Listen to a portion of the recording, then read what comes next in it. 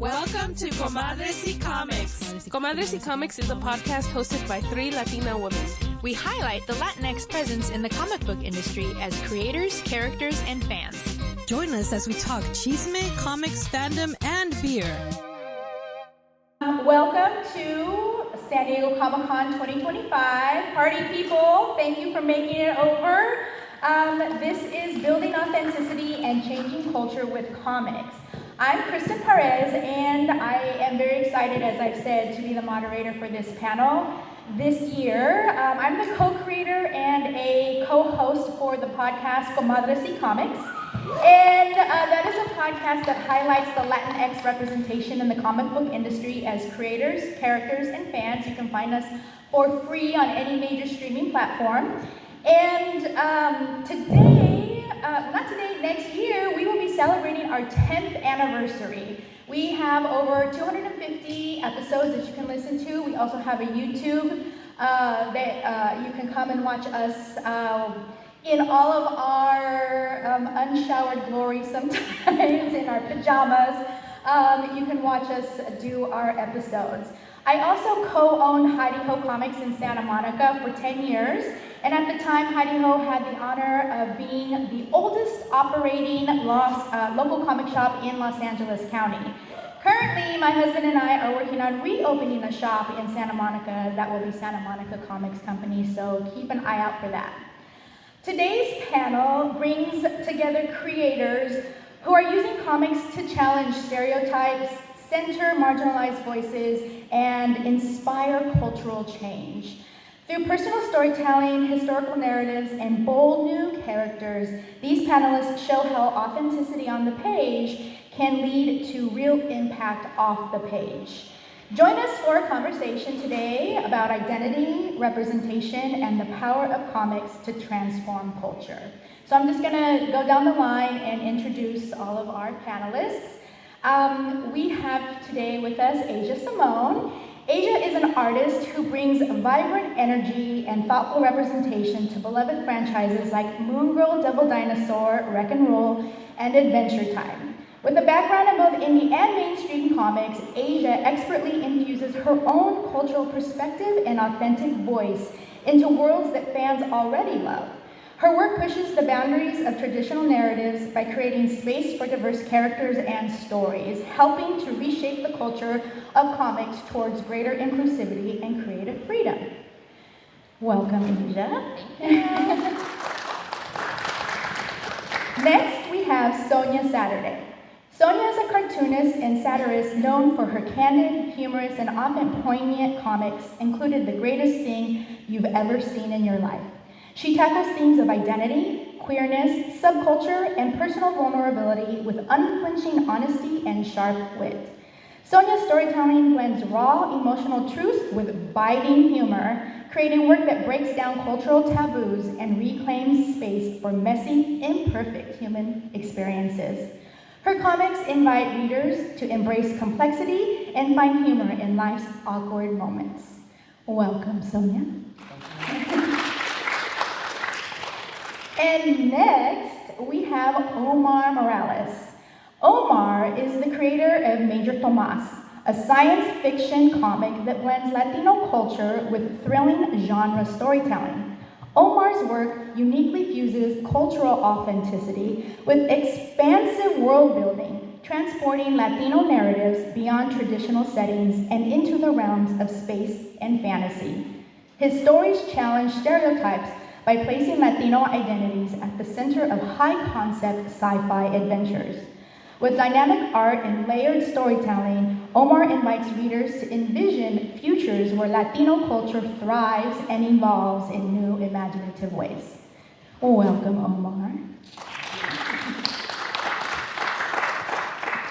And next to Omar, we have Cecilia Lim. Cecilia is co-founder of Cuento Comics, the first all-women, all-Filipina comic book company in the United States. Through projects like The Mask of Halia and other Filipino superhero stories, Cecilia works to center Filipino mythology and cultural heritage within the comic book landscape. Her mission is to amplify Filipino voices and redefine the superhero genre by showcasing powerful, complex Filipina characters that break away from Western norms. Cecilia's work is a celebration of cultural identity and empowerment, expanding representation for Filipino communities both in the US and globally. Welcome, Cecilia.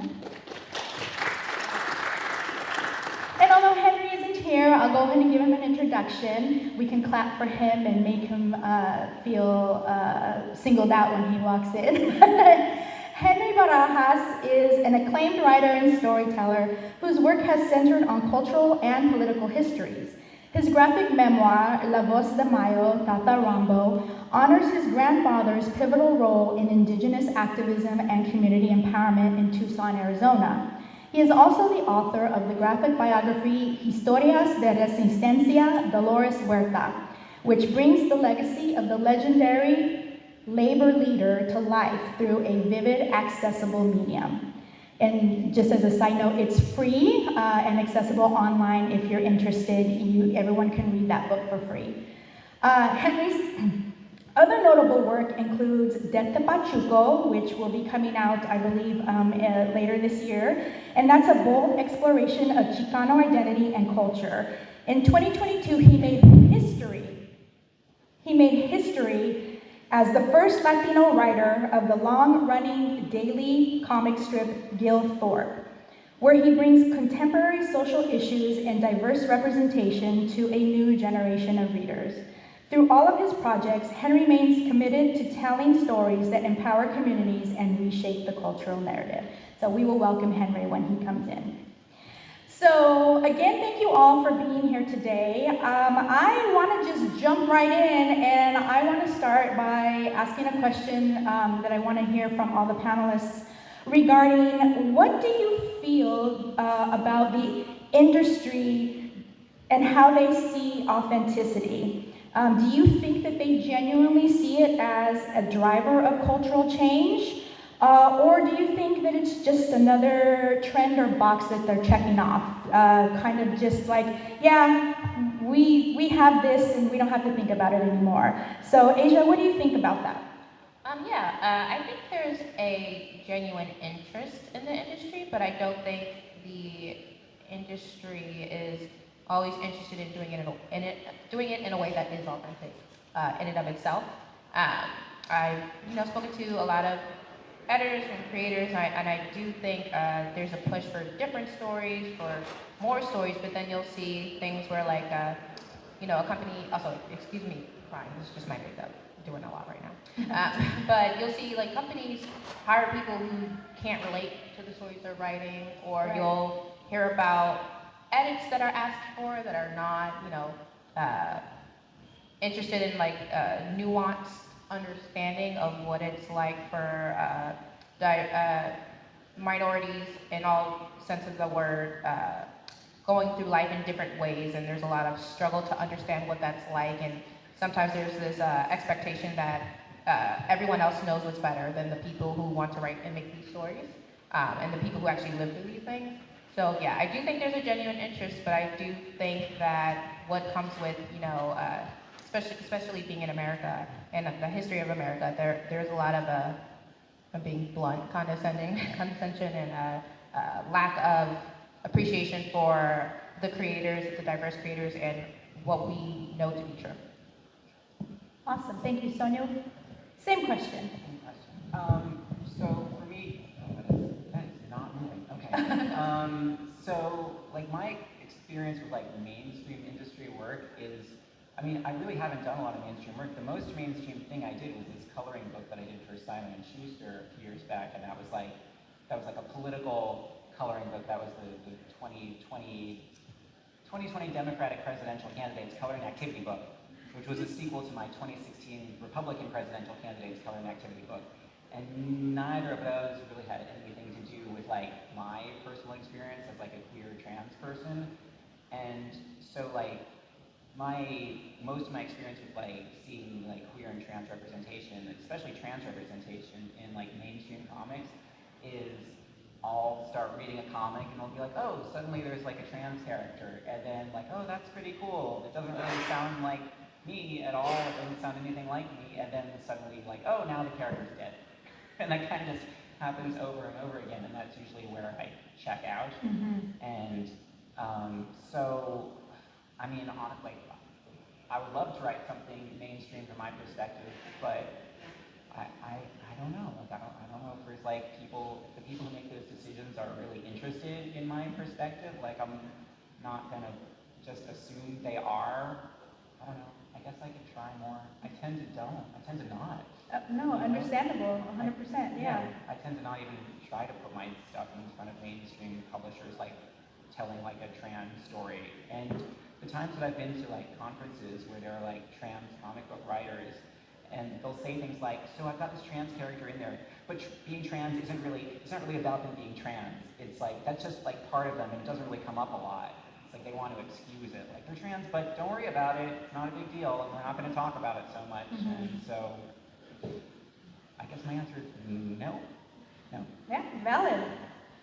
Omar, what do you have to say? I gotta keep it real in terms of my experience. When I was pitching my book, Major Tomas, I was trying to go towards agents, editors, publishers that were people of color or marginalized in some way, or women. And I had mixed results. And the person who actually accepted my book and saw the value in it was a middle-aged white man at Amazon. But the thing about him is his wife is a librarian in a school that teaches English as a second language, primarily to Latino kids in New York. And so he intrinsically understood the value of what I was trying to bring to the table. And so what I'm trying to say is, don't always judge the book by its cover in terms of media companies. You never know who's going to be down for authentic representation versus not, versus who's just checking a box. So try to treat each person you encounter in this field like individually. And so yeah, it's been a wonderful experience. Even when it came to put out the time to put out the press release about the book, the Amazon PR people kind of wanted to make it safe and sanitized, and he really went to bat for keeping the Latinidad as part of the flavor of the press release. So I'm super grateful to him and to his wife just for what they do and for what they're helping me do. Absolutely, and I just want to interject a little bit here. You started off with, I gotta keep it real. I implore all of you on the stage to keep it real to what your experiences is or what your experience has been with other marginalized creators that you've talked to. So definitely, that's what I wanted for this panel, so thank you, everybody. Cecilia, so do you feel the industry genuinely sees authenticity as a driver of cultural change, or is it treating it as just a box to check off? Yeah, so at Cuento, I mean, the whole reason we created Cuento was culture. Cuento, culture is not just a backdrop, it's the foundation of why we started the company. We didn't even bother trying to find a publisher. We knew we had to self-publish if we wanted to tell our own stories. I feel as a consumer reading comics, the industry does have an interest, but it's a check the box. I feel like the executives are like, okay, we need to have a character that's Latino, a character that's Asian, a character that's Black, but they don't really delve into what is actually cultural. So talking about Philippines, if we throw a Filipino jeepney into the background, we're checking the box. That's not what we want to do. Our stories are mainly about Filipino characters, familial relationships. We sprinkle in the culture with the food and the phrasing of Filipino phrases, but that's how you really delve into addressing culture and actually exploring a culture and bringing it to a global audience. It's not just a one or two things where you just throw it in and call it a day. So yeah, I definitely think we still have a long way to go in that regard. Thank you. Everybody, clap for Henry. He made it. I already introduced you, Henry, and highlighted highlighted all of your, some of your amazing works, but welcome to the panel. And do you have anything to add to the question about whether or not the industry genuinely sees authenticity as a driver for cultural change?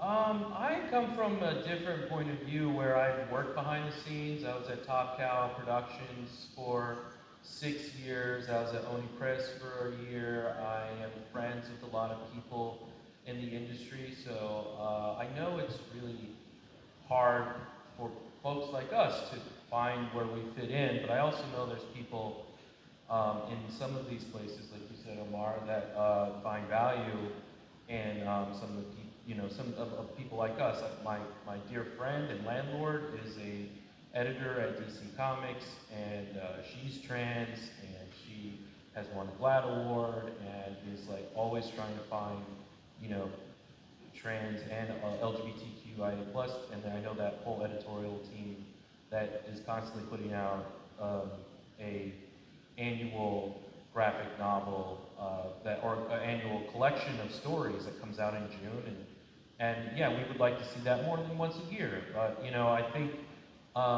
it's hard. I think a lot of people like Marvel and DC and these big books and these big companies and want to see themselves. And thankfully, we're in a marketplace where you can go outside of that and find that.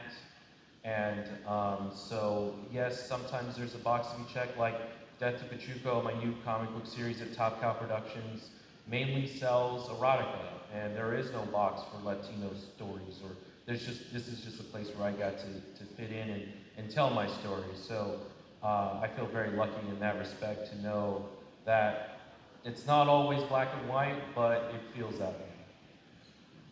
Thank you. So, Cecilia, Cuento Comics centers on Filipino superheroes. How do you draw on cultural storytelling traditions to rethink and broaden Western ideas of heroes and myths? Thank you for that question. So, I mean, everybody here, San Diego Comic-Con, we love our superheroes, we love our mythology. You know, growing up in Middle America, the Midwest in the 1960s, I had I grew up with Superman, the Wonder Woman, and the Batmans, and Western storytelling, Western superheroes are slightly different than what we find in the East and Asian culture, Asian stories. So when you go to the East, a lot of the superheroes and the superhero stories cover Asian themes. The Asian themes being sacrifice, familial connections, a sense of community, a sense of duty. I'll give an example. So Superman, he got his powers because he's from the planet Krypton. If any of you have seen the recent Netflix animation called K-pop Demon Hunters, the Demon Hunter, the Huntress, they had their powers because of a familial duty and a need to belong to a community. So those type of Asian and Eastern storytelling is what we also incorporated in Cuento. You know, the familial relationships are very important. The idea of sacrificing for your community or for your family is super important. So those are the things we've incorporated in our first series, Masculinia. I love that. That's awesome. So for the panel, and we'll start with you, Henry, what's the biggest cultural misconception or stereotype you've been able to challenge just by telling your own truth through comics? Well, I'm lucky that I was born in Tucson, Arizona, down an hour away from the Mexico border, down south.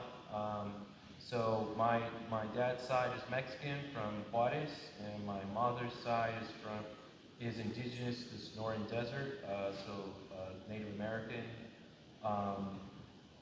history. So, but those two things intertwine so beautifully and painfully, where the Paspagaki tribe was forced out of Mexico during the Civil War. So there is are they Mexican? Are they not Mexican? So that was like a part of the problem that that my great-grandfather had when he was helping the last Native American, one of the last Native American tribes gain federal recognition in the 70s. It wasn't until 2007 another Native American tribe was able to gain federal recognition. So I was able to contextualize that in a book, a graphic novel with Jay Gonzo, Bernardo Bryce, and Claire Napier that was published by Top Cow. I was just at the Top Cow panel. I was able to publicly announce we're reprinting it. We're going to a second printing of the Voz de Mayo. Thank you. It's in part of amazing educators like Dr. Teresa Rojas out here who brings comics in the classroom. So every semester, many kids get to teach La Voz de Mayo, have it part of the curriculum. So I guess the monolith that all brown people are Mexican. There's, Honduras, Guatemala, Salvadorian, and then Native American. So that was something that was awesome to kind of try to help people understand that not everybody is just one homogenized person. Thank you. Cecilia, same question. Stereotypes, wow. Well, there's a couple of stereotypes that we are trying to combat at Cuento. The first one is that the Asian characters don't have to be just the sidekicks. I mean, in our stories, we're the main characters, and we're all the characters, and we're just normal people, and we're superheroes at the same time. The second stereotype that we wanted to really tackle, and because our writers and our artists are either Asian or Filipino, was the image of the woman in comics. So many times you see kind of a hypersexualized version of a woman as the powerful woman, but everyday women can be powerful and have superpowers, and you don't have to have I don't look like Wonder Woman or She-Hulk, and none of our characters do, and that's the stereotype that we were trying to combat and overcome.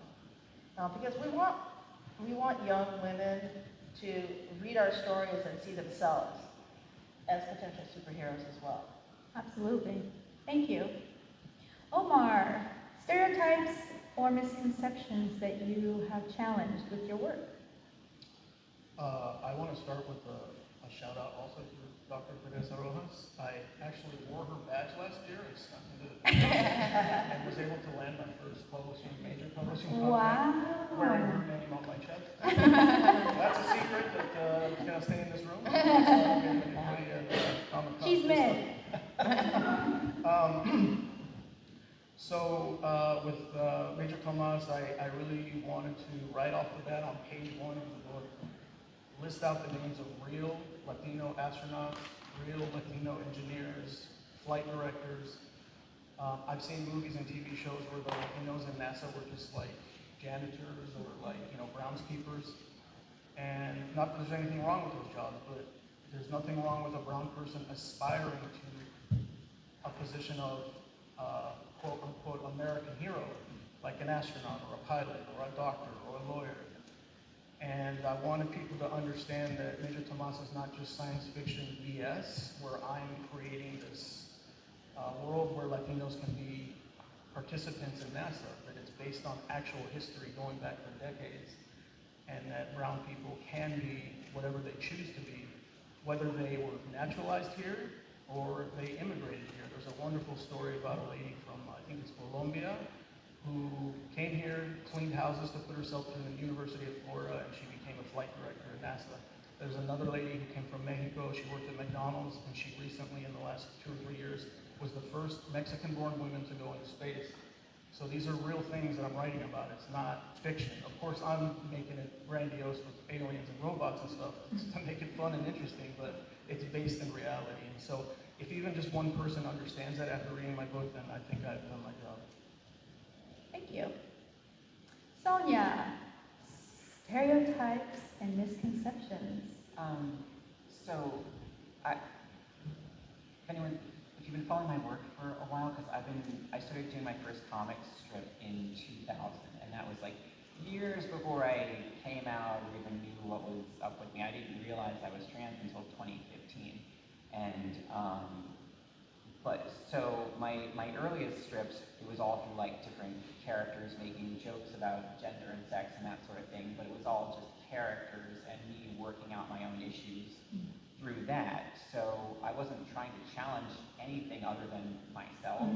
And then once I started like realizing what was actually going on with me inside, I could start making myself more of the main character, which is what I started doing in like short stories for different anthologies starting around 2012-ish. And the first story that I did, which really was starring me talking about like what changes I was going through, was for a book in 2015 called Alphabet. And it was still me, like my previous life, before I came out transition, talking to like a fictional character of mine from an earlier book about a relationship I tried having with this person and why it wasn't working and trying to understand it. And sort of at the end, my fictional character starts tipping me off about like, you know, maybe you're not exactly what you thought you are this whole time.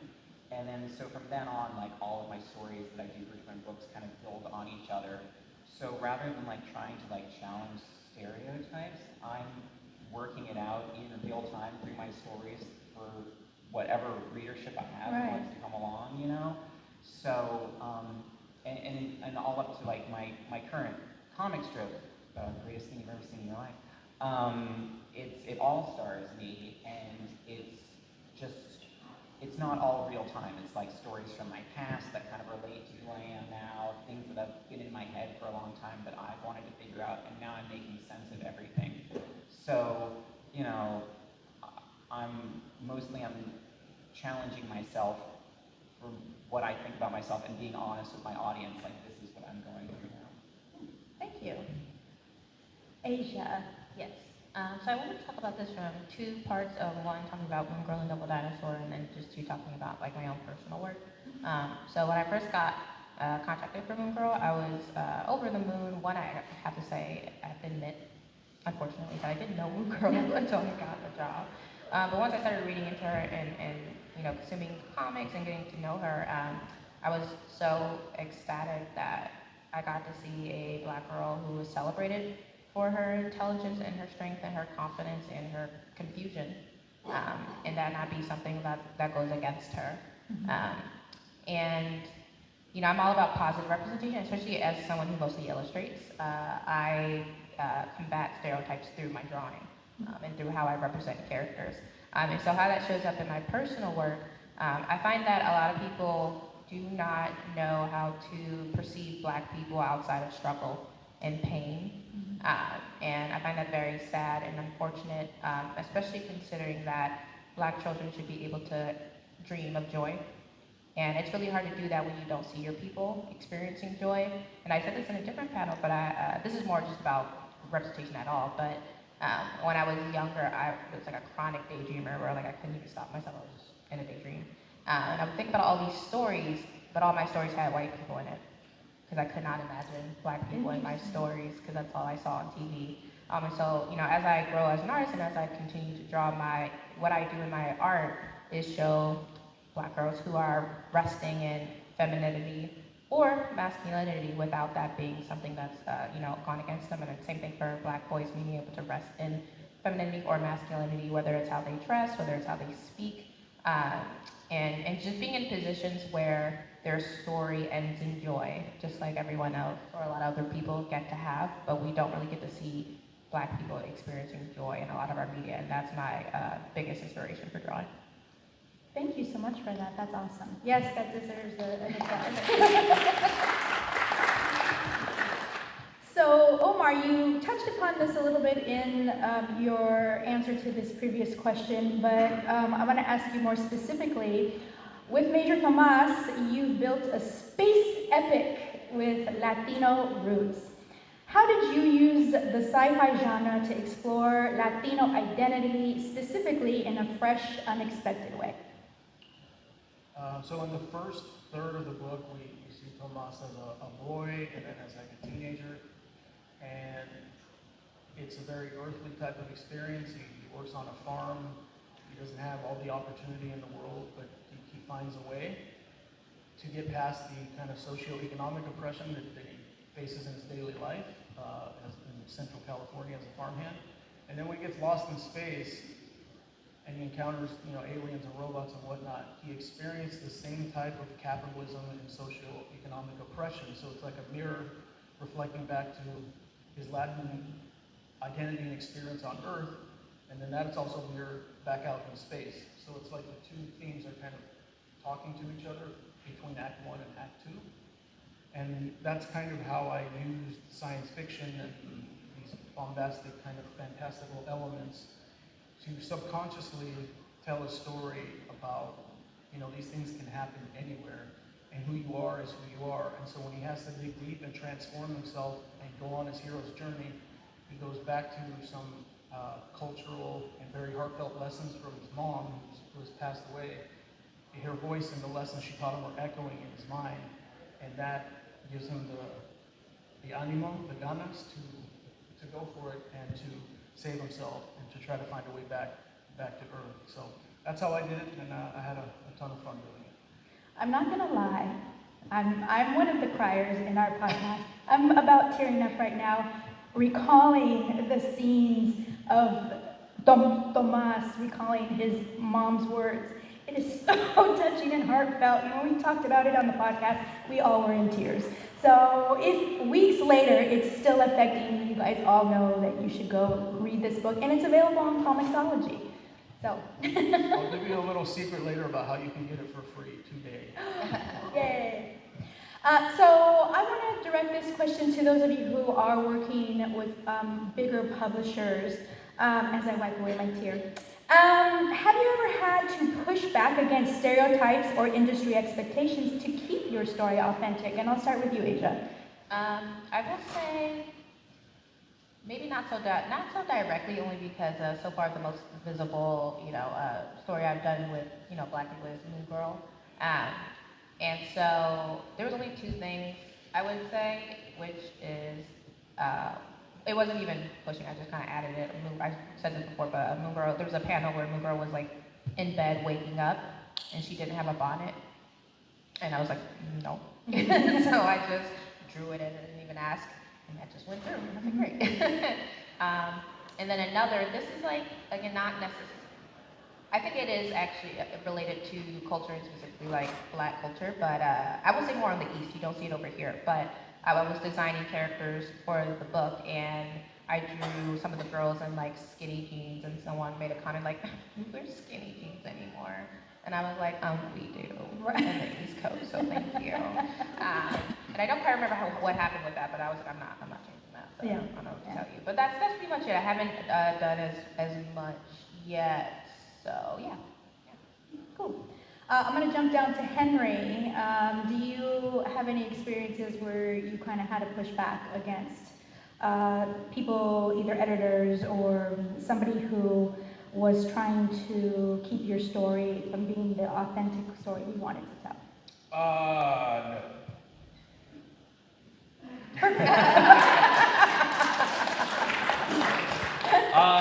When you get me, you get me, so they know what they're getting, and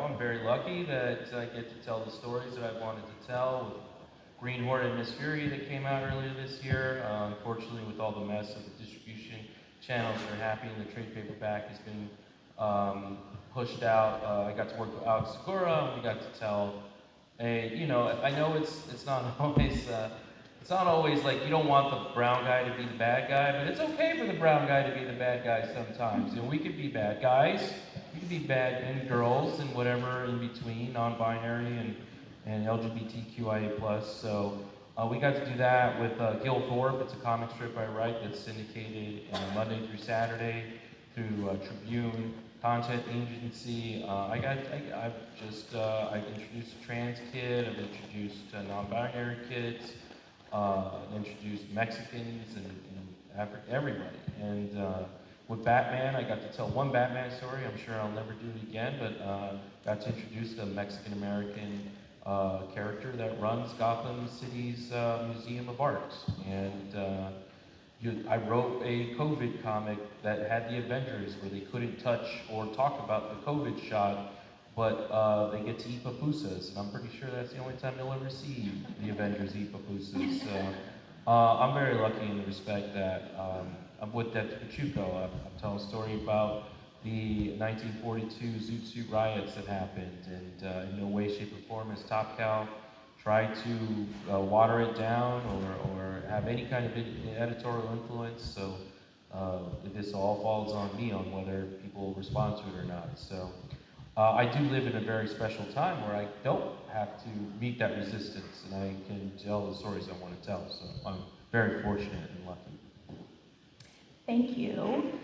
So I'm going to jump over to Sonia. Your comics confront identity and awkward truths with unfiltered honesty.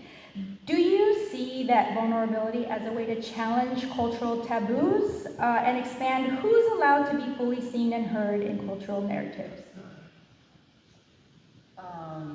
My first intention with everything I write is to make myself laugh. That's like my primary focus, is this funny to me? And originally that was the main consideration. Over time, I decided I didn't want to generally hurt people's feelings, because I found that if I'm a little too mean and too bitey sometimes, that can maybe hurt people who matter to me, and that ends up hurting me too, and that's just no good for anybody. So I try not to pull my punches, but I also want to be kind. Does that make sense? I want to be funny and kind, but also honest. So it's like, I don't know, coming from a place of like caring about humanity is sort of where I'm at right now, which is, it's taken me a while to sort of accept that with myself, because I was so angry for so long, and so much of my anger came out through my work. But over the years, as I've just become more comfortable with myself and who I am, I can take the sort of kindness I've given to myself and start wanting to spread that out to more people. And so I'm in this place with my work now where I don't necessarily want to pile on like negativity. I want to take whatever negativity I'm receiving from the world and kind of reverse it and tell positive stories that can hopefully just make people laugh and feel better. Definitely makes me laugh. And ditto. So I would like to ask Cecilia, because you shared a really interesting anecdote about at your booth waving your Filipino flag, and literally it was like a call and groups of people have been coming. So I want to ask you, have you seen your work change how people view your culture, community, or even themselves as Filipinos? Oh yeah, and we call it the Pinoy bat signal. So we have one of our young high schooler interns. He's waving the Filipino flag, and the first 2 days we didn't have him. And then as soon as he came yesterday and he raised up his flag, it was like the flock of Filipinos saw it. And one guy even came running up to us and said, "I saw the flag, are you in distress?" I said, "Yes, you need to buy one of our books." We are in distress. But yeah, the thing about Filipino mythology is that when the Spanish came and colonized the Philippines, a lot of the pre-colonial stories, myths, deities were destroyed and lost. And I feel like with us bringing out our books, trying to tell our stories that have a foundation in Filipino mythology, people are rediscovering stories from the pre-colonial era and are interested in our creatures and our stories that we grew up with. I mean, these creatures were things that our lolas, our grandmothers, and our titas, our aunts, told us to these scary stories so that we'd stay in the house and wouldn't go out at night, and it worked. So I feel like for us, there's a real joy in bringing out these pre-colonial myths and these stories so that our heritage is not really lost. Nice, thank you. Asia, I want to ask you about working on big properties. You are working on Moon Girl, Devil Dinosaur, or you did with Wreck and Roll, such a great book. I love Lunella so much. If you don't know Moon Girl, Devil Dinosaur, definitely take some time to read about her, check her out. She's a 9-year-old young black girl who is a genius. Not only is she a genius, she is the smartest character in Marvel Universe. And that's not even her superpower. That's just who she is. So definitely if you have any youth that you want to try to get into, especially black boys and girls get into comics, that's a character to start with. But I'm a 53-year-old woman and I love Lunella, so it's all ages. But Asia, I wanted to talk to you about working on big properties like Moon Girl and Adventure Time. How do you bring your authentic voice to stories that already have an established fan base? I think the one way that I go about it is expressions, so facial expressions. I'm a big fan of One Piece. It's my favorite anime ever, and one thing I've taken, thank you. One thing I've taken from Ichiro Oda is, those gigantic expressions. But I bring that up because that is a way that I like to share joy and positivity. But also just the range of emotions and how important that is to relate to characters within a story. Even with Adventure Time, I went all out with trying to get these funny, silly, just gigantic expressions. I would say another way is color. If anyone's seen my work, I'm known for my very rainbowish color palettes. And again, it's another way I like to bring joy and fun and fantasy into stories. And it was interesting with Adventure Time because it's such a flat coloring style usually, but I just added some tints of gradients and shading in a way that I think made my book stand out a good amount. And same thing with, I also did My Little Pony Tournament of Mysteries with IDW, and that was another one that I kind of went all in with the coloring on that one. And I would say lastly, another thing I love is hair in fashion. Hair is a big one for me, especially as a black girl. So I will say that was awesome working with Moon Girl and kind of even deciding on which brushes to use for her hair and a way to exemplify texture in a way that still fit the style. So those are things that I constantly think about, again, as an illustrator trying to imbue culture into the story. Awesome, thank you.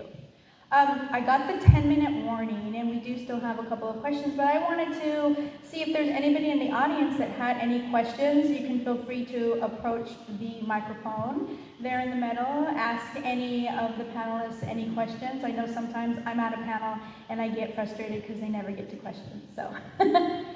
It's open to anyone who would like to ask. So I am going to ask Henry. I knew he was coming late, so I put his question at the end just in case.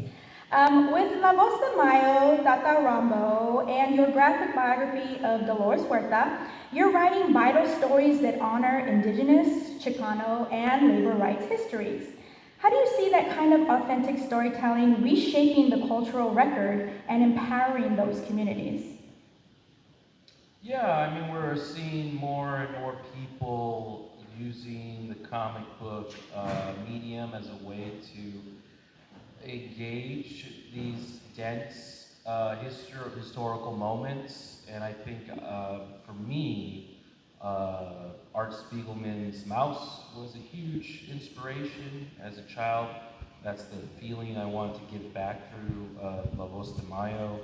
But what catapulted me into doing it was the late, great Congressman John Lewis's March that he made with Congressman Andrew Aden, Nate Powell, through Top Shelf. I think that is the thing that made it all possible for a lot of these stories to come out and just really elevated the medium in a way that it has never been done. So I feel lucky that I get to tell these stories. I didn't go to college, I was a very bad high school student. I dropped out of high school, and then I don't have a degree.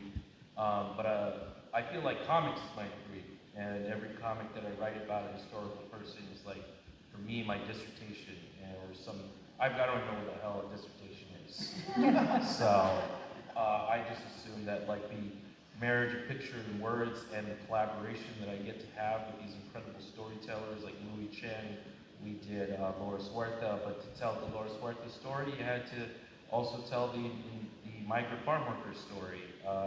The new book that we're also finished up for the New York Department of Education is about the 1968 blowouts.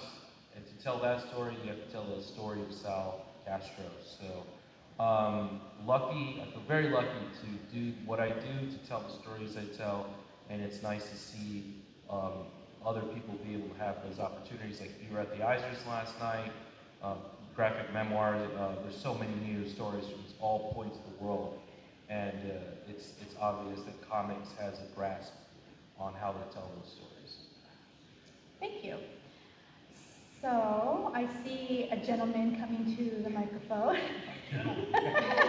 My question is for you, Sonia. Thank you for being here. Will we be able to catch you on any other panels this weekend?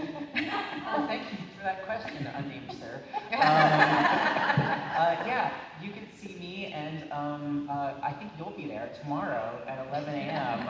There's going to be a panel called Main Character Syndrome, starring in your comic. It'll be moderated by myself. Eddie D'Angelini is going to be one of our panelists. Oh, I like that guy. He's very good. Also on the panel is going to be Shita Mishra right here. She's going to be on it as well. So yeah, please, 11 a.m. tomorrow. Thanks. Great question. Yes, and that leads us right into our closing questions. Or question, what's next for each of you in continuing to tell authentic stories, and how can fans support? Where are you this weekend? Where are you online? What's upcoming for you, Asia? So there's nothing quite set in stone, but I would say between being at ALA, the National Library Convention in Philly, and then being here, I have a lot of people barking up my tree right now, so I have a lot of I know my name is in a lot of conversations right now for different stories, so I can't say anything for sure. But where you can find me pretty much only on Instagram at Asia_Simone405. You can also find my website, www.asiaillustration.com, and I plan to be opening a shop hopefully soonish so that people can buy art online. And yeah, hopefully other than that, I'll be making some more personal art and stories soon, and then I'll, just in terms of panels that I have coming, or not panels, conventions that I have coming up, I'll be at Liberty Comic Con in Philadelphia, I'll be at New York Comic Con, I'll be at LA, so far, yeah. Nice, awesome. So Sonia, in addition to your amazing panel tomorrow, where can people find you, or what are some upcoming projects? Well, here this weekend, next couple days, you can find me later today at Prism Comics, booth 2144. I'll be there from 3 to 4, and then after that I'll be at the National Cartoonist Society booth until the end of the day. That's 13 to 7, and I'm back after the panel tomorrow. I'm at the National Cartoonist Society booth for the rest of the day. Online, you can find me on Instagram, Sonia Saturday Art. My comic strip, Greatest Thing You've Ever Seen in Your Life, you can find on Substack, which is soniasaturday.substack.com. Thank you. Also, can I add something real quick? Sorry, I just wanted to say my table number is HH04. I'm in Artist Alley, so feel free to come by. Yeah. Yes. Omar. Okay, so today I will be at the Comixology booth, number 1935, signing and giving away free posters, 3 p.m. So if you want a free copy of Major Tomas, just come to the Comixology booth, 1935. There's a QR code on the sidewall right next to the autograph session, and if you scan it, it entitles you to a free digital copy of the book. It goes right into your Amazon library. You do not need a Kindle to read the book. You can read it right inside the Amazon webpage, or you can download the free Kindle reader. It doesn't cost you anything to read the book digitally. So that runs all weekend long, so it doesn't have to be today at 3. If you just stop by at any point, scan that QR code, you get a free copy. Oscar came by yesterday and got his free copy. In terms of where to find me, here's a postcard. It's got my social media handle on the back. I use the same handle on every single platform imaginable, so I'm not hard to find. My website is theforcemedia.com. I do have free comics on there. Most of them fan fiction comics. I do have a couple of fan fictions coming out in October that you can look forward to and download right from my website. I think that covers it, yeah? Awesome. Okay. Yes, if it's free, it's for me. There you go. Thank you. Cecilia. So here at the convention, this is our brand new volume 2 of the Mascophilia.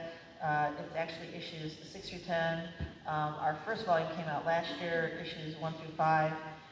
You can catch us at Small Press. The booth number is Q3. We're against the wall, so I know alphabetically it just stops somewhere, but we are against the wall, Q3. You can find us online at Kwento, Kwento, comics.com. Kwento actually means story in Tagalog. And also on IG, Facebook, X, Kwento Comics. As far as things in the future, we're just working on continuing the story of the Mascophilia, and we have another series in the works. Awesome. Oh, and we, just like Asia, we're going to be at New York Comic Con as well, LA Comic Con, and some of the other book fairs in Miami and in Chicago. Great. I have a new series, Death of the Chuco, coming out through Top Cow Productions. Thank you. 5-issue miniseries. You can get that at your local comic book store. Look me up, Henry Barajas. If you want, I'll be outside giving this away for free. Again, if it's free, it's for me. So please join me in thanking all of the amazing panelists for coming today. I hope that you were entertained and that you learned something about all of their creations, and definitely take some time, hit them up on the floor, hit them up online, and support creators. It's marginalized creators. It's very important. Thank you.